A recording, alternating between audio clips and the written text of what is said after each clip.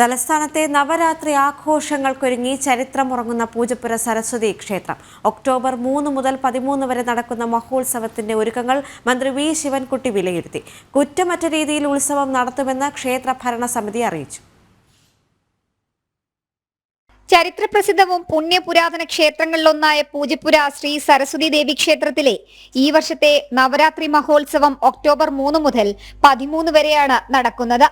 നവരാത്രി ആഘോഷങ്ങളോടനുബന്ധിച്ച് ശ്രീ സ്വാതി തിരുനാൾ സരസ്വതി മണ്ഡപത്തിലും ശ്രീ ചിത്തിര തിരുനാൾ ഓഡിറ്റോറിയത്തിലും വിവിധ കലാപരിപാടികളും നവരാത്രി സംഗീതോത്സവവും നവരാത്രി പ്രഭാഷണ പരമ്പരയും സാഹിത്യ സമ്മേളനവും കനകസഭ സംഗീത സദസ്സും നടക്കും.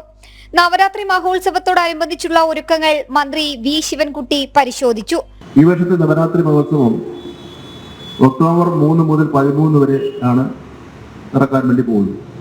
ഈ നവരാത്രി ആഘോഷത്തോടനുബന്ധിച്ച് സ്വാതി തിരുനാൾ സരസ്വതി മണ്ഡപത്തിലും ചിത്ര തിരുനാൾ ഓഡിറ്റോറിയത്തിലും വിവിധ കലാപരിപാടികളും നവരാത്രി സംഗീതോത്സവം, നവരാത്രി പ്രഭാഷണ പരമ്പര, നവരാത്രി സാഹിത്യ സമ്മേളനം, കനകസഭ സംഗീത സദസ്സ് എന്നിവയൊക്കെയാണ് ഇവിടുത്തെ പരിപാടികളായി നിശ്ചയിച്ചിട്ടുള്ളത്. കുറ്റമറ്റ രീതിയിൽ ഉത്സവം നടത്തുമെന്ന് ക്ഷേത്ര ഭരണസമിതിയും അറിയിച്ചു. ക്ഷേത്രത്തിന്റെ കമ്മിറ്റിക്കകത്തുള്ള ക്ഷേത്ര കാര്യങ്ങൾ നടക്കുന്നതിനുള്ള എല്ലാ സജ്ജീകരണം പൂർത്തിയാക്കിയിട്ടുണ്ട്. 20 സ്ക്വാഡുകളുണ്ട്. ഈ സ്ക്വാഡുകളെല്ലാം ഭംഗിയായിട്ടുള്ള കാര്യങ്ങൾ ചെയ്യുന്നുണ്ട്. 350ഓളം പ്രോഗ്രാമുകളുണ്ട്. ബാക്കിയെല്ലാം ചെയ്തു വന്നിട്ടുണ്ട്. ഈ ഉത്സവവുമായി ബന്ധപ്പെട്ട ബാക്കിയുള്ള സജ്ജീകരണങ്ങളെല്ലാം ക്ഷേത്ര കമ്മിറ്റിയുടെ നേതൃത്വത്തിൽ ജനകീയ സമിതിയുടെ നേതൃത്വത്തിൽ ഭംഗിയായി നടന്നു വരുന്നു. നവരാത്രി ഉത്സവത്തിന്റെ ഉദ്ഘാടന ദിവസം ഈ വർഷത്തെ വാണിമണി പുരസ്കാരം പത്മഭൂഷൺ KS ചിത്രയ്ക്ക് സമ്മാനിക്കും.